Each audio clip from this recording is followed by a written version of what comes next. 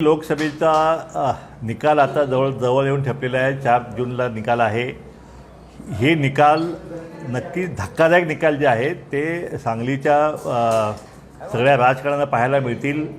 यामध्ये 3 प्रस्थापित धनटणक्यांच्या विरोधात एक विस्थापित अशी लढाई जी आहे ती या ठिकाणी झाली। जरी आम्हाला मीडियाने बेदखल केलं असेल, प्रिंट मीडियाने आम्हाला बेदखल केलं असेल, पण जनतेच्या मनामध्ये मात्र एक सुप्त लाट होती। ती लाट जी आहे ते 4 तारखेला आपल्याला नक्की त्या दिवशी तुम्हाला रिझल्ट कळेल।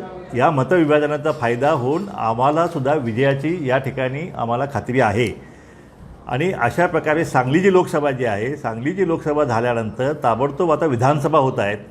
आज आम्ही सांगलीतील लोकसभेमध्ये ज्या कार्यकर्त्यांनी धनटणक्यांचा विरोध झुगारून त्या ठिकाणी रात्रीचा दिवस करून इथे या ठिकाणी काम केलं, त्या सगळ्यांचा आभार मानण्याचा कार्यक्रम आज आम्ही घेतलेला आहे, आभार मेळावा घेतलेला आहे।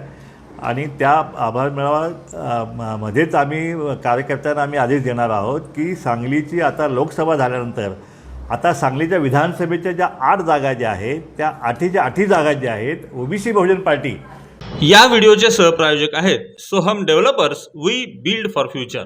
शितोळे क्रिस्टल, शितोळे हाइट्स आणि शितोळे पार्क असे 1 ते 3 बेडरूम्सचे वारजे कर्वेनगर भागातील स्मार्ट होम्स, जिथे तुमचे भविष्य होईल सुरक्षित। अंजनी लॉन्स मंगल कार्यालय, कोंडवे जावडे, पुणे। पार्किंग, जेवणाचा स्वतंत्र हॉल आणि वधूवरांच्या सुसज्ज खोल्यांसह बजेटमध्ये असलेले एकमेव खात्रीशीर मंगल कार्यालय। त्या ठिकाणी त्या जागेवरती आमचे उमेदवार त्या ठिकाणी उभे राहणार आहेत आणि 8 पैकी किमान 4 ते 5 जागा ज्या आहेत त्या ओबीसी बहुजन पार्टीचे उमेदवार जे आहेत ना, आमदार निवडून आल्याशिवाय राहणार नाहीत। मी आत्ताच मतदारसंघसुद्धा आपल्याला जाहीर करतो मी की एक तर जत मतदारसंघ आहे तो ओबीसी बहुल आहे, त्यात खानापूर पडे तिथं ओबीसीचा आमदार निवडून येऊ शकतो। त्याचप्रमाणे कवठेमहांकाळ तासगाव जो आहे तिथंही ओबीसीचा आमदार निवडून येऊ शकतो। सांगली जी शहर आहे इथे या ठिकाणी प्रचंड मोठ्या प्रमाणात ओबीसींची लोकसंख्या आहे, इथेही ओबीसीचा आमदार निवडून येऊ शकतो। आणि 5वा आमदार जो आहे तो मिरज विधानसभा जो आहे त्या ठिकाणी ओबीसीची संख्या जास्त असल्यामुळं ओबीसी ज्याला जरी मागासवर्गीय असला तर ओबीसी ठरवतील तोच आमदार त्या ठिकाणी निवडून येऊ शकतो। म्हणून अशा प्रकारे हे 5 आमदारावरती आमचं या ठिकाणी नक्कीच आमचं लक्ष असणार आहे।